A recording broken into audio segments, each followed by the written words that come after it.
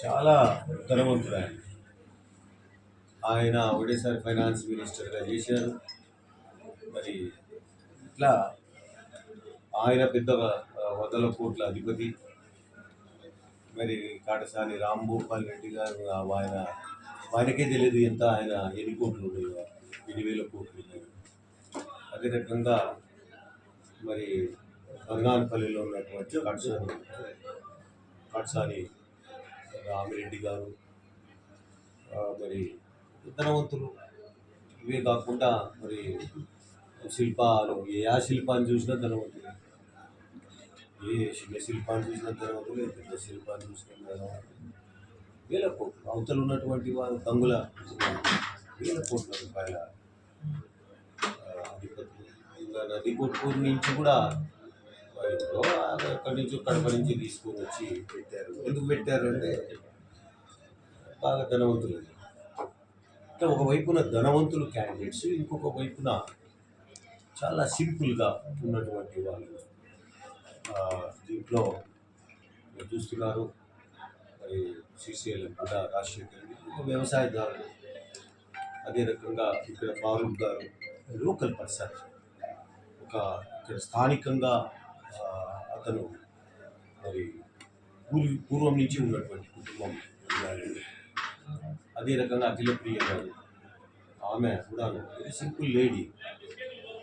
ఆమె మంత్రిగా ఉన్నప్పటికీ కూడా చాలా ఫైనాన్షియల్గా కటకట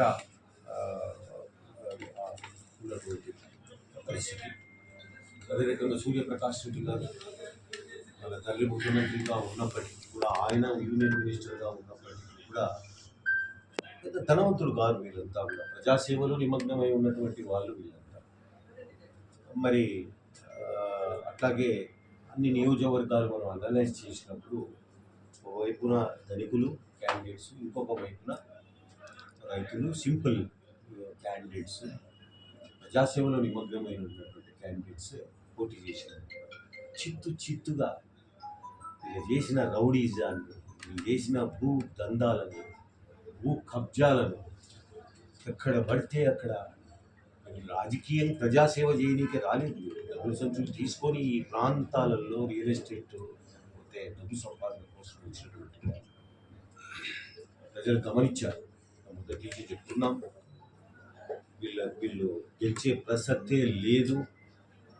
2 కాటసాన్లు, 2 శిల్పాలు, గంగుల, అదే రకంగా ఈ బుగ్గ ఖచ్చితంగా మరి పగిలిపోతుంది. ఆ బుగ్గ ఇట్లా 7 మంది స్వీప్ చేయడము. మరి దీంట్లో శబరమ్మకు 1,12,000 ఇక్కడ మెజార్టీ రావడం మంచి జరుగుతుంది ఈ ప్రాంతానికి అని చెప్పి నేను అంటాను. ఇంకో విషయం ఏముందంటే, వీళ్ళు చేసిన అరాచకాలు పాపం వ్యాపారస్తులను వదలి. మొన్నైతే ఎలక్షన్స్లో ఎంత బెదిరించారంటే, అసలు వ్యాపారం చేసుకొని ఆ రోజు ఉన్న కలెక్షన్ తీసుకొని బయటకు వస్తే పట్టించారు. బయటికి రావడం పట్టించారు.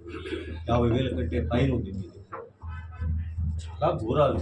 ఇంకా ప్రైవేటు ఆస్తులను ఆక్రమించుకున్నారు పంచాయతీలు అని చెప్పి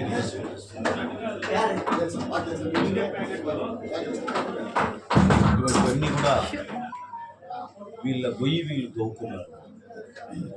ఈరోజు డోర్ నియోజకవర్గంలో బాగా గుర్తించామన్నాడే రచ్చబండ కార్యక్రమంలో దిగినప్పుడే అంత ఫాల్స్ ప్రామిసెస్. ఒకవైపున చిన్న మైన్స్ మీద ఆధారపడి బతికిన కుటుంబాలను చిన్న భిన్నం చేసి పెట్టాడు ఆయన. ట్యాక్సులు పెంచి పారేశారు. ఇదే కాకుండా వీళ్ళు చేసినటువంటి అరాచకాలు తాగేదానికి నీళ్లు కూడా లేకుండా చేశారు గ్రామాలలో. అన్నీ కూడా చెంపపెట్టు. ఇంకా లారీ ఓనర్స్ శ్రీశైలం నియోజకవర్గంలో బతుకు తెరువే లారీ ట్రాన్స్పోర్ట్లో స్థిరపడినటువంటి వందల కుటుంబాలు గ్రీన్ ట్యాక్స్ తెలుగుదేశం పార్టీ తీసుకెళ్ళాలి.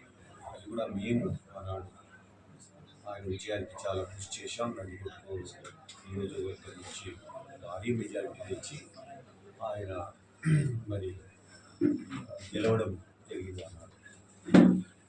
మనము చూస్తే ఆ రోజు భూమన్నారెడ్డి ఒకసారి, ఆ తర్వాత శివరమ్మ తెలుగుదేశం పార్టీ తరఫున ఒక మహిళ మొట్టమొదటిసారి కూడా, అదే రకంగా తెలుగుదేశం పార్టీ ఇక్కడ రెండవసారి విజయాన్ని సాధించడం జరిగింది. ఒక చరిత్ర. దీంట్లో అందరికీ కూడా మరి ఆమె విజయంలో అందరి పాత్ర ఉంది. మహిళల పాత్ర, యువత యొక్క వాళ్ళ రోల్, అదే రకంగా అన్ని సెక్షన్స్ ఆఫ్ ద సొసైటీ, రైతులు, అందరూ కూడా నిరుద్యోగులు, ఉద్యోగులు, తర్వాత మరి బీసీ కమ్యూనిటీకి చెందినటువంటి వారు, అదే రకంగా ఆర్య వైశ్యులు, మరి ఉన్నటువంటి మైనారిటీ సంబంధించినటువంటి మరి బలంగా ఉన్నటువంటి కాపు బలిజ కమ్యూనిటీకి చెందినటువంటి బీసీలలో అన్ని క్యాస్ట్లుగా చాలా పెద్ద ఎత్తున మరి గట్టిగా కృషి చేసి పట్టుదలతో తెలుగుదేశం పార్టీ శబరి గారిని గెలిపించారు. అందరికీ కృతజ్ఞతలు తెలియజేసుకుంటున్నాను. ఈ విజయం వాస్తవంగా చూస్తే ఒకవైపున మొత్తం 7 నియోజకవర్గాల్లో వైఎస్ఆర్సీపీ క్యాండిడేట్స్ ఓ కోటీశ్వరులు, వీళ్ళంతా కూడా మనం చూస్తే మరి రియల్ ఎస్టేట్ దందా చేసి ఎంతో సంపాదించినటువంటి వారు, వందల కోట్లు, వేల కోట్లు సంపాదించిన క్యాండిడేట్స్ అవుతారా. అదే రకంగా భూ కబ్జాలు చేసి, ఇసుక దందాలు చేసి, అనేక రకాలుగా వ్యాపారాలు చేసి సంపాదించినటువంటి వారు దాదాపుగా మొత్తం 7 మంది కూడా చూస్తుంటే డోమ్ నియోజకవర్గం ఎదుగున రాజేంద్ర గారు చాలా తలపై అవయా ఎందుకు తీస్తున్నావయ్యాను